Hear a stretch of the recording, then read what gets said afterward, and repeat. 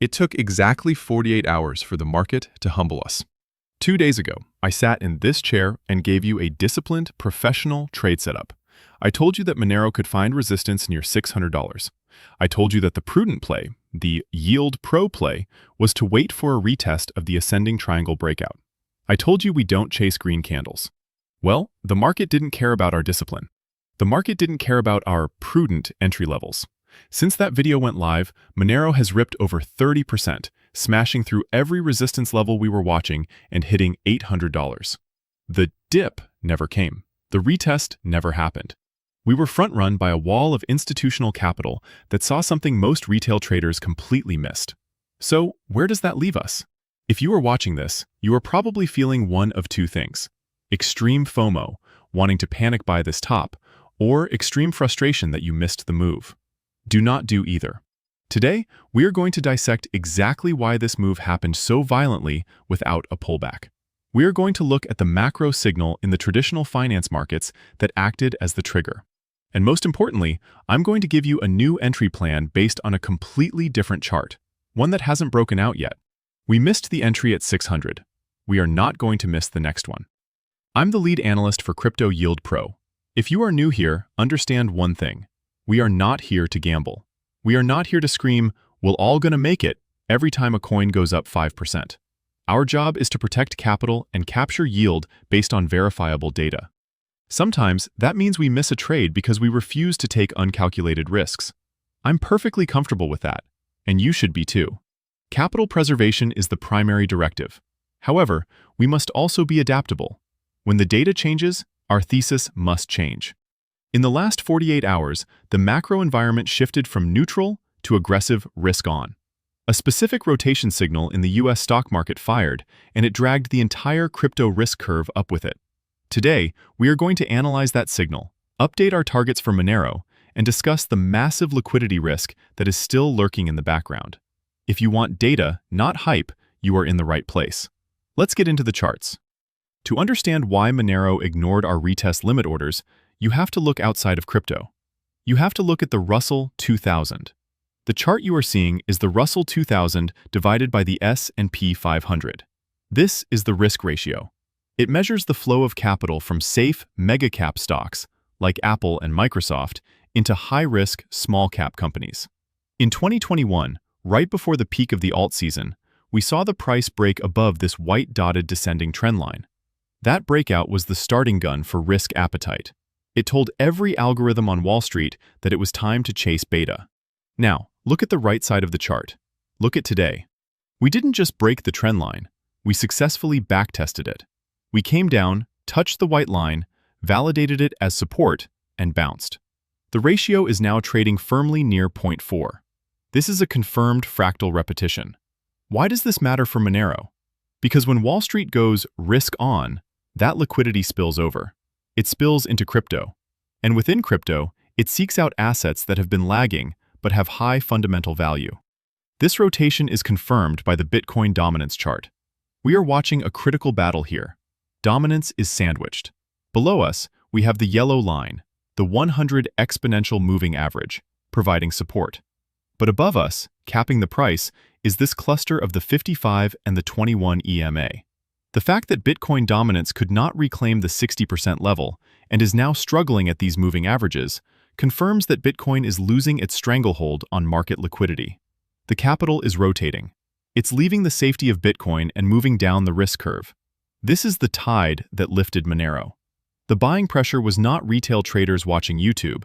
It was macro allocation algorithms shifting their portfolio weightings based on this risk ratio. They front-ran our technical levels because their models are driven by these macro flows, not by a simple triangle on a daily chart. Let's look at the damage. We are currently piercing the 1618 Fibonacci extension at $740. In my previous analysis, I targeted the breakout of the ascending triangle near 450. That opportunity is gone. It's dead. If you are a disciplined investor, you cannot open a fresh long position here. You are buying directly into a Fibonacci resistance level after a 30% run. That's how you become exit liquidity. So, do we just walk away? No, we change the denominator. This is the most important chart in this video. This is Monero divided by gold. While the dollar chart has gone vertical, look at what is happening here. We are still trapped. We are trading inside a massive, multi-year symmetrical triangle. Price has tagged the 1618 extension relative to gold, showing massive outperformance. But we have not broken the upper resistance line of the triangle yet. This is our new edge. The dollar chart is overextended. The gold chart is coiled. My new strategy is specifically waiting for a weekly close above the upper trend line of this triangle on the XMR gold pair.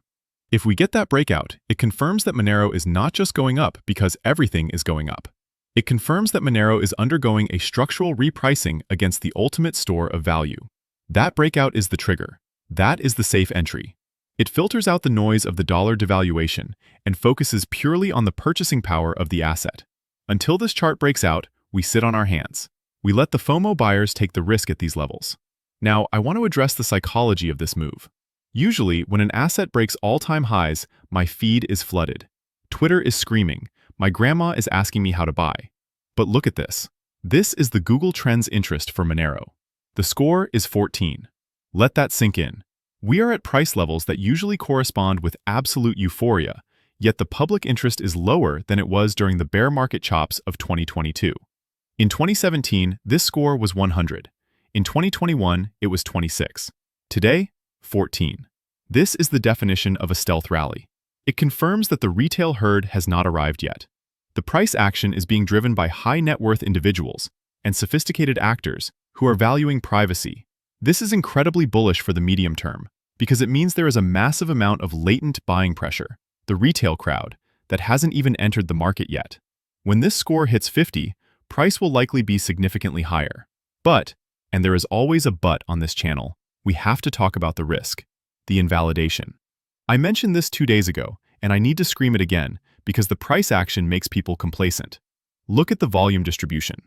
KuCoin is handling around 50% of the global trading volume for Monero, over $250 million a day flowing through one exchange. We know for a fact that regulators are targeting privacy coins. We know that the European Union's MiCA regulation is forcing delistings. We know that the US is tightening the net around non-compliant crypto. If KuCoin is forced to delist XMR, or if they freeze withdrawals, that 50% of liquidity evaporates instantly. The order books will thin out, and the price will crash. Not because the project failed, but because the market structure failed. This is a structural risk that you cannot ignore. If you are holding your Monero on KuCoin because you are trading the breakout, you are picking up pennies in front of a steamroller. So, let's wrap this up with a clear, actionable plan. Number 1. We acknowledge that we missed the $600 and the $400 entry. We don't chase, we accept it. Number 2. We shift our focus to the XMR gold chart. We are setting alerts for a breakout of the symmetrical triangle. That is our new safe entry trigger. It confirms strength without forcing us to buy the top of a dollar candle. Number 3. Our target remains the same. If we clear this consolidation, we are looking at the 2618 extension on the dollar chart. That gives us a technical target of $1,142. Number 4. Operational security. You must remove your assets from centralized exchanges immediately. The liquidity concentration risk on KuCoin is at critical levels. Self-custody is the only hedge against regulatory intervention. This is the reality of the market. It moves fast. It punishes hesitation. But it also punishes recklessness. We missed the dip, but we are positioned for the macro rotation. The Russell 2000 has signaled the start of the risk-on phase, and Monero is leading the pack. For the love of crypto, stay disciplined and watch my previous Monero video. Oh, and if you found value in this objective analysis, make sure to like and subscribe. Thanks for watching, never financial advice, and I'll see you in the next one.